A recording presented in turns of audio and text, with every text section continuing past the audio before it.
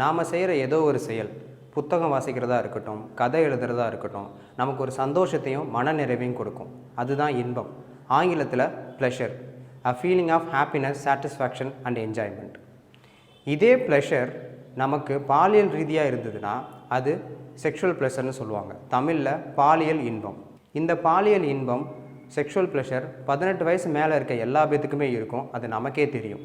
ஆனால் ஒரு குழந்தைக்கு இந்த பாலியல் இன்பம் இருக்குமா, செக்ஷுவல் ப்ளஷர் இருக்குமா? யாருமே இதுவரை பேசாத ஒரு டாபிக்.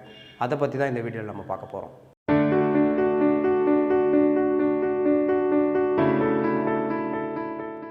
குழந்தைங்க பொதுவாக விளையாடுறது, தூங்குறது, ரொம்ப நேரம் குளிக்கிறது, இதன் மூலயமா ப்ளஷர் எக்ஸ்பீரியன்ஸ் பண்ணுவாங்க. குழந்தைங்களுக்கு இருக்க செக்ஷுவல் ப்ளஷர், அதாவது பாலியல் இன்பத்தை 3 விதமாக அவங்களோட வயசை பொறுத்து பிரிக்கலாம். ஃபஸ்ட்டு ஒன், தவக்கிற குழந்தைகள், டாட்லர்ஸ். தவக்கும் குழந்தைகள் வெளிப்படுத்தும் பாலியல் பழக்க வழக்கங்கள். தவக்கிற குழந்தைங்க தன்னோட வயசில் தன்னோட தனிப்பட்ட உறுப்புகளை மடக்கிறது, தொடுறது, இந்த மாதிரி விஷயங்கள்லாம் பண்ணுவாங்க. பில்லோ மேலேயோ இல்லைனா அவங்க வச்சுருக்க டாய்ஸ் மேலேயோ திமில் ஏறுறது, இந்த மாதிரியான பழக்கங்கள் அவங்களுக்கு சாதாரணமாகவே இருக்கும். அதையும் தாண்டி ட்ரெஸ் போட மாட்டேன் அப்படின்னு அவங்க அடம் பிடிக்கிறது, அப்புறம் தன்னோட அம்மாவோட மார்பகத்தை தொட்டு பார்க்குறது, இது எல்லாமே தவக்கிற குழந்தைங்க சாதாரணமாக வெளிப்படுத்துகிற ஒரு பாலியல் பழக்க வழக்கங்கள்.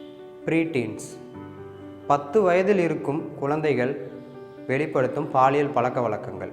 10 வயசில் இருக்க குழந்தைங்க தன்னோட வயசில் செக்ஸ் கேம்ஸ் விளையாடுவாங்க, சுய இன்பம், மாஸ்டர்பேஷனுக்கு அறிமுகமாவாங்க. அதையும் தாண்டி நியூஸ் பேப்பர், மேகசினில் வர பாலியல் ரீதியான புகைப்படங்களை பார்க்குறதுல ரொம்ப ஆர்வமாக இருப்பாங்க.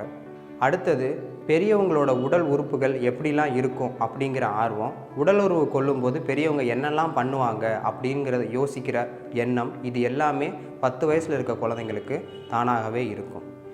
குழந்தைங்க 10 வயசில் தன்னோட புபர்ட்டியை ரீச் பண்ணுற ஸ்டேஜில் இருக்கிறதுனால வாட் திஸ் மீன், எது எடுத்தாலும் அது ஏன் இப்படி இருக்குது, இது ஏன் இப்படி இருக்குது, அது எதனால் நடக்குது, இந்த மாதிரியான க்யூரியாசிட்டி கேள்வி அவங்களுக்குள்ளே எழுந்துக்கிட்டே இருக்கும். இது எல்லாமே அவங்களோட ப்ரீ டீன் ஏஜில் இருக்க சாதாரண பாலியல் பழக்க வழக்கங்கள். டீனேஜில் இருக்க ஆண் பெண் குழந்தைகள் வெளிப்படுத்தும் பாலியல் பழக்க வழக்கங்கள். பாலியல் இன்பத்திற்காக சுய இன்பம் செய்ய ஸ்டார்ட் பண்ணுவாங்க. தன்னோட ஒரே வயதில் இருக்க குழந்தைங்க கூட பாலியல் ரீதியான செயல்பாடுகள் செய்ய ஸ்டார்ட் பண்ணுவாங்க. இது ஒரே பாலினம் கொண்ட குழந்தைங்களுக்கு இடையேயும் நடக்கலாம்.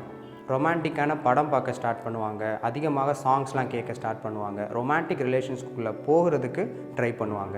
இந்த டீனேஜ் வயசில் குழந்தைங்க தான் கூட படிச்சுக்கிட்டு இருக்க பையன் மேலேயோ பொண்ணு மேலேயோ இல்லைனா தன்னை விட வயதுக்கு மீறினவங்க மேலே ஒரு பாலின ஈர்ப்பு ஏற்படும். இது எப்போதுமே மிக சாதாரணமான ஒரு செயல். மேலே நான் சொன்ன இந்த பழக்கங்கள் எல்லாமே ஒரு லிமிட்டுக்குள்ளே இருக்கிற வரைய நல்லது. அதையும் தாண்டி அடிக்கடி நடந்தாலோ அந்த ஒரு நினைப்பாகவே இருந்தாலோ அது மிகப்பெரிய ஆபத்து. க்யூரியாசிட்டியும் தாண்டி தன்னோட உடலையும் மனதையும் பாதிக்கிற அளவுக்கு இந்த பழக்கங்கள் இருந்துச்சுன்னா பேரண்ட்ஸோ டீச்சர்ஸோ அதை பற்றி கவனிக்க ஆரம்பிக்கணும்.